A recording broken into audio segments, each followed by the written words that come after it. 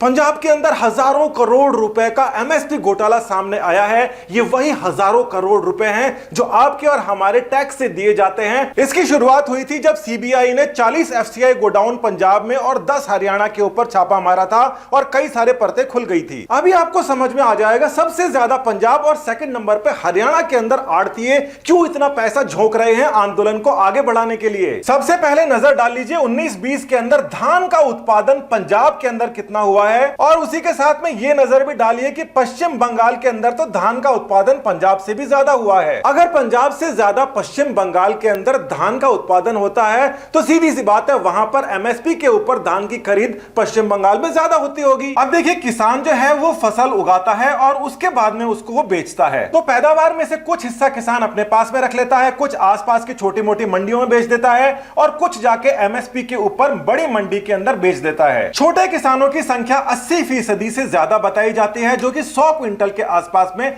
फसल का उत्पादन करते हैं। तो ये 100 क्विंटल में से किसान अपने लिए और अपने रिश्तेदारों के लिए 10-15 क्विंटल खुद ही रख लेता है। उसके बाद में छोटे मोटे व्यापारी जो छोटी मोटी दुकानें चलाते हैं वो भी 40-50 क्विंटल वो वहीं से ले लेते हैं जहां पे फसल पैदा होती है। ज्यादातर मामलों में माना जाता है कि ये जो खरीद होती है ये 70% से ज्यादा खरीद हो जाती है छोटे मोटे किसानों से जाकर वहीं पर खरीद लिया जाता है और इसके बाद में जो बच जाता है करीब 20% फसल वो एमएसपी के लिए बड़ी मंडियों की ओर रवाना हो जाती है। तो जिस प्रकार से किसान पंजाब में है उसी प्रकार से बंगाल में है, वहां का किसान भी वही करता है जो पंजाब का किसान किया करता है। अब यह हो सकता है कि जो पंजाब का किसान है ये 10-15% पश्चिम बंगाल के किसान से ज्यादा एमएसपी के ऊपर मंडी के अंदर फसल बेचता हो, मगर डेटा के ऊपर जब नजर डालते हैं तो पता पड़ता है कि पंजाब से इतनी ज्यादा खरीद हो जाती है और बंगाल से केवल 3% खरीद होती है। ऐसे लोग जो किसानी बैकग्राउंड से नहीं है, किसानी नहीं जानते, वो भी ये बात आराम से समझ जाएंगे कि 50-60% से ज्यादा फसल मंडी के अंदर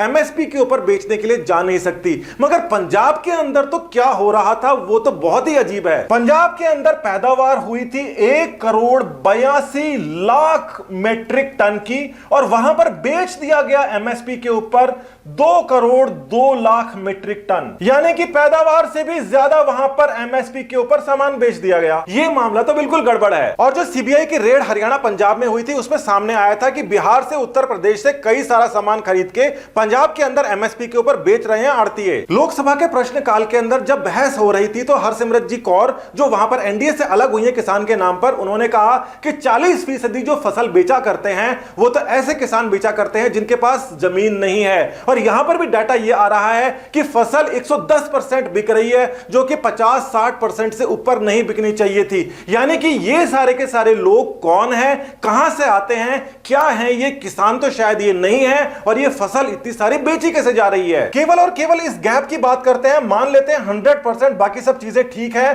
तो ये भी तकरीबन 8,000 करोड़ रुपए का घपला है और ये 8,000 करोड़ रुपए किसानों के पास तो शायद नहीं गए हैं। देखिए इस प्रकार की बातों को समझना कोई बड़ी बात नहीं है कि पंजाब के अंदर ऐसी बात क्यों हो रही है, हरियाणा के अंदर ऐसी बात क्यों हो रही है। वहां के जो किसानों के नाम पर जो दूसरे लोग फंडिंग कर करके इनका आंदोलन खड़ा कर रहे हैं, वो आंदोलन जब राजस्थान में आता है फुस हो जाता है, पश्चिम बंगाल में जाता है फुस हो जाता है। वहां के लोगों को सरोकार नहीं है, उत्तर प्रदेश के अंदर इस बात से सरोकार नहीं है क्योंकि वहां पर इस लेवल के ऊपर इतने सारे लोग मिलकर घपला नहीं कर रहे हैं। सबसे ज्यादा जो उत्पादन है उत्तर प्रदेश के अंदर होता है। बहुत सारे वीडियोस आपको मिल जाएंगे जो ये कहते हैं कि पंजाब के अंदर जाके वहां की फसल बिकती है और ये काम सरेआम हो रहा है। ये सारे के सारे जो अलग अलग स्टेट्स हैं इनको किसी को कोई परेशानी नहीं हो रही है, यहां पे क्या किसान नहीं है। केवल और केवल पंजाब ऐसा स्टेट क्यों है जो कहता है कि मैं लैंड रिकॉर्ड्स नहीं दूंगा, मतलब वो लैंड रिकॉर्ड नहीं देंगे जिनको एमएसपी के ऊपर जिनकी पैदावार हो रही है उसका लैंड रिकॉर्ड देने के अंदर आनाकानी कर रहे हैं। 40% ऐसे लोगों से खरीद की जा रही है जो किसानों की श्रेणी में कैसे आते हैं समझ नहीं आता जब उनके पास में जमीन तक नहीं है। ये सारी की सारी परेशानियों के बारे में 2018 के अंदर सरकार ने सोचा था। उस समय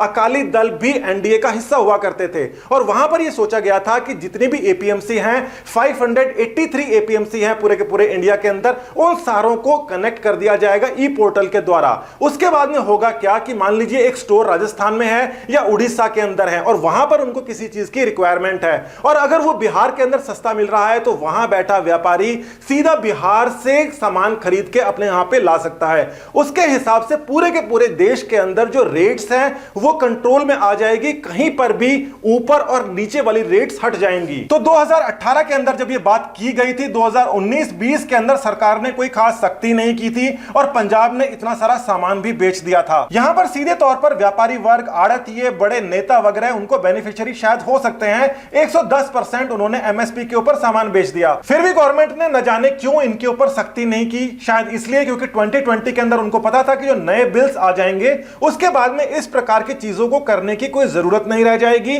कोई जगह भी नहीं रह जाएगी। गवर्नमेंट ये चाहती है पूरे देश के अंदर रेट्स स्टेबलाइज हो। इसके अलावा भी बहुत सारे मसले हैं जो 1960 से लेकर जब एमएसपी इंट्रोड्यूस हुआ था वो सामने आ रहा है, मगर वो टेक्निकली थोड़े से मुश्किल है समझाने। मगर फिर भी आपको ये बात समझ में आ गई है कि सबसे ज्यादा पीड़ा पंजाब के अंदर बैठे बिग प्लेयर्स को क्यों हुई है, जो कि स्मॉल प्लेयर्स का हिस्सा खाने की कोशिश कर रहे हैं। सेकंड नंबर के ऊपर हरियाणा और उसके बाद में आप देखिए राजस्थान में तो पूरा फ्लॉप हो चुका है। अभी तक सरकार ने बहुत अच्छा काम किया है। जो बड़े प्लेयर्स हैं आंदोलन के नाम पर इधर उधर गड़बड़ियां फैला रहे हैं, इनके साथ में सख्ती से निपटा गया है। किसानों के हित के अंदर सरकार अगर इसी तरीके से स्ट्रांग रहती है जैसा कि लग भी रहा है, तो आने वाले कुछ समय के अंदर किसानों की स्थिति बहुत ज्यादा सुधर जाएगी। बाकी किसानों को जो गुमराह करने के लिए सोच रहे हैं उनको अच्छी तरीके से पता है कि ये किसानों को पहले से पता है ये गड़बड़ियां जो चल रही हैं। असली किसान इस आंदोलन के साथ में नहीं है, उसे सारी चीजों का पता है। मगर ये सोशल मीडिया के ऊपर जो बवाल मचा रखे हैं उनके सामने आप सही के सही डेटा प्रस्तुत करिए और उनसे पूछिए